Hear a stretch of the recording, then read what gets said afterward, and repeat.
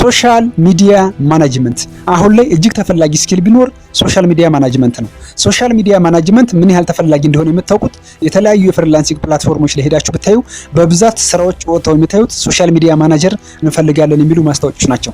ስለዚህ ይህን የሶሻል ሚዲያ ማናጅመንት ስኪል ይዛችሁ ከተገኛችሁ እናንተ በትንሹ 10,000፣ 20,000 እና 30,000 ተከፋይ መሆን ትችላላችሁ። በዛሬው ቪዲዮአችን እንዴት የሶሻል ሚዲያ ማናጀር ባለሙያ እንደምትሆኑ በ9 ስቴፖች ከፍዬ ያሳያችኋለሁ። ሶሻል ሚዲያ ማናጀር ለመሆን ምን መማር አለባችሁ፣ ምን ማወቅ አለባችሁ፣ ምን ማዘጋጀት አለባችሁና እንዴት ነው ስራውን የምትጀምሩት የሚለውን ስቴፕ ባይ ስቴፕ ስለማሳያችሁ አብራችሁ።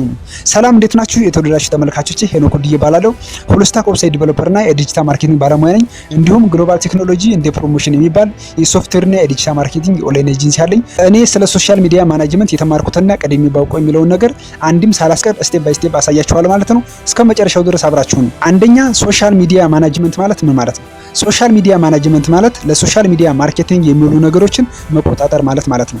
ኮንቴንት ክሬት ማድረግ፣ ኮንቴንቱን ጥራቱን እንዲጠብቅ ማድረግና ከከስተመሮች ጋር ኢንጌጅ ማድረግ ማለት ነው ሶሻል ሚዲያ ማናጅመንት የምንለው ማለት ነው። ስለዚህ ሶሻል ሚዲያ ማርኬቲንግ ማለት ፕሮዳክቱን ማስተዋወቅና መሸጥ ሲሆን ሶሻል ሚዲያ ማናጅመንት ማለት ደግሞ ለፕሮዳክቱ የሚያስፈልጉ ነገሮችን መቆጣጠር ማለት ነው ሶሻል ሚዲያ ማናጅመንት ማለት። ሁለተኛ ሶሻል ሚዲያ ማናጀር ሆናችሁ ስትቀጠሩ ድርጅቱን መጠየቅ ያለባችሁ ጥያቄዎች አሉ። ከዚህ የሶሻል ሚዲያ ፕሮግራም ምንድነው የምትፈልገው ብላችሁ መጠየቅ ያለባችሁ ድርጅቱን። ምክንያቱም ብዙ አይነት የሶሻል ሚዲያ ግቦች ስላሉ፣ አንደኛ ብራንድ አዌርነስ ነው፣ ሁለተኛ ሊድ ጀነሬሽን ነው፣ ሶስተኛ ትራፊክ ጀነሬሽን ነው፣ አራተኛ ኮንቨርዥን እንደ ሴልስ ነው፣ አምስተኛ ከስተመር ሎያሊቲ እና ሪቴንሽን ነው። ከነዚህ ውስጥ አንዱ ሊሆን ይችላል ድርጅቱ የሚፈልገው። ስለዚህ መጀመሪያ ምንድነው የምትፈልገው ብላችሁ መጠየቅ አለባችሁ ማለት ሶሻል ሚዲያ ማናጀር ሆናችሁ ስትቀጠሩ። የድርጅቱን ፍላጎት ከለያችሁ በኋላ በድርጅቱ ፍላጎት መሰረት የራሳችሁን የተወሰነ ሪሰርች ማድረግ ይጠበቅባችኋል ሶሻል ሚዲያ ማናጀር ሆናችሁ ስትቀጠሩ ማለት ነው። ሶስተኛ ሶሻል ሚዲያ ማናጀር ሆናችሁ ስትቀጠሩ ማዘጋጀት ያለባችሁ ነገር አለ።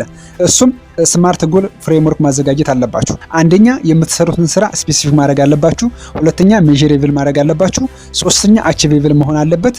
አራተኛ ሪሌቫንት፣ አምስተኛ ታይም ባውንድ በትክክል ማዘጋጀት አለባችሁ ማለት ነው ሶሻል ሚዲያ ማናጅመንት ሆናችሁ ስትቀጠሩ ማለት ነው።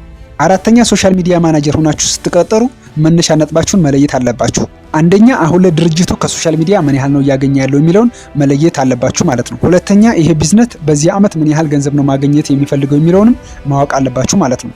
ሶስተኛ ድርጅቱ ቅድሚያ የሚሰጣቸው ነገሮች ምን ናቸው የሚለውንም መለየት ያስፈልጋችኋል ማለት ነው። ፎሎወሩን መጨመር ነው፣ ሴልሱን መጨመር ነው ወይስ ደግሞ ብራንድ አዌርነሱን መገንባት ነው የሚለውን በትክክል መለየት አለባችሁ ማለት ነው። አራተኛ ግባችሁን በተደጋጋሚ እየሄዳችሁ እየሰራ ነው ወይስ እየሰራ አይደለም ምንድነው ስትያላችሁ ግባችሁን ቶሎ ማስተካከል አለባችሁ ማለት ነው ሶሻል ሚዲያ ማናጀር ሆናችሁ ስትቀጠሩ። አምስተኛ ሶሻል ሚዲያ ማናጀር ሆናችሁ ስትቀጠሩ ማድረግ ያለባችሁ ነገር አንደርስታንድ ማድረግ ያለባችሁ ኦዲየንሳችሁ። ለምሳሌ የምትሰሩት ለቢራ ፋብሪካ ከሆነ ብዙ ጊዜ ቢራ የሚጠጡት ወንዶች ናቸው አይደለ? ስለዚህ የምትሰሩትም ኮንቴንት ሞር ፎከስ ማድረግ ያለበት ወንዶች ላይ መሆን አለበት ማለት ነው። ስለዚህ ኦዲየንሳችሁን አንደርስታንድ ማድረግ አለባችሁ ማለት ነው ሶሻል ሚዲያ ማናጀር ሆናችሁ ስትቀጠሩ። ስድስተኛ ማድረግ ያለባችሁ ነገር ኮንቴንት ክሬት ስታደርጉ መጀመሪያ ፕላትፎርሙን መረዳት አለባችሁ ማለት ነው።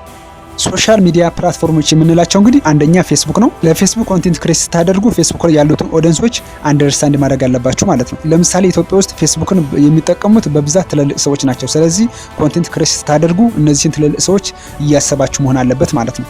ሁለተኛ ሶሻል ሚዲያ ፕላትፎርም የምንላቸው ኢንስታግራም ነው።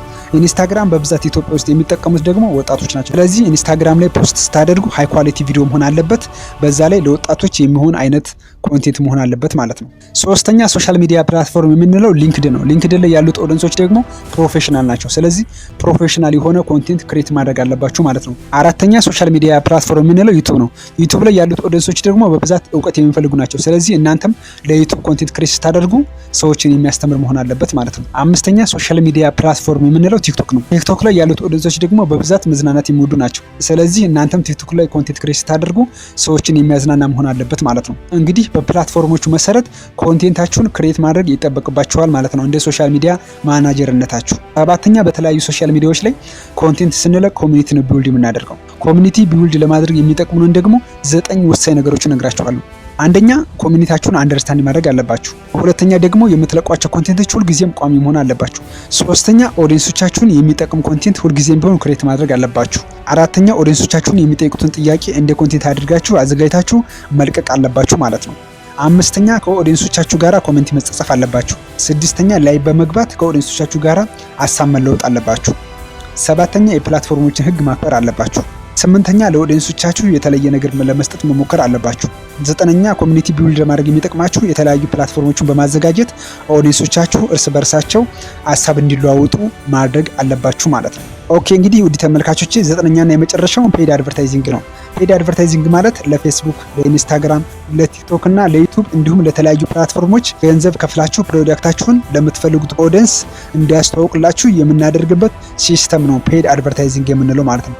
ስለዚህ ሶሻል ሚዲያ ማናጀር ሆናችሁ ስትቀጠሩ ፔድ አድቨርታይዚንግ ራን ብታደርጉ ለድርጅቱ በአጭር ጊዜ ውስጥ ጥሩ ውጤት ማምጣት ትችላላችሁ ማለት ነው። ሶሻል ሚዲያ ማናጀር ሆናችሁ ስትቀጠሩም ፔድ አድቨርታይዚንግ ራን እንድታደርጉ እኔም ሬኮመንድ አደርጋለሁ። እኛም ፔድ አድቨርታይዚንግ ራን በምናደርግበት ጊዜ በአጭር ጊዜ ውስጥ ጥሩ ሪዛልት ማግኘት ችለናል። ኦኬ እንግዲህ ውድ ተመልካቾቼ ስለ ሶሻል ሚዲያ ማናጅመንት ይዤላችሁ መጣሁት ይሄን ይመስል ነበረ። ከቪዲዮው ጠቃሚ ነገር እንዳገኛችሁበት እርግጠኛ ነኝ። የሶሻል ሚዲያ ማናጅመንት ስራ ማግኘት የምትፈልጉ ከሆነ ደግሞ አፍሪወርክ እና የተለያዩ የፍሪላንስ ፕላትፎርሞች ላይ ያሉ እሱ ላይ ሄዳችሁ ቸክ አድርጉ። በጣም ብዙ ስራዎች ስለሚወጡ እዛ ጋር በቀላሉ ስራ ማግኘት ትችላላችሁ ማለት ነው። እስከ መጨረሻው ድረስ ስለተከታተላችሁኝ በጣም አድርጌ አመሰግናለሁ። በቀጣይ በሌላ ቪዲዮ እስከምንገናኝ ድረስ መልካም ጊዜ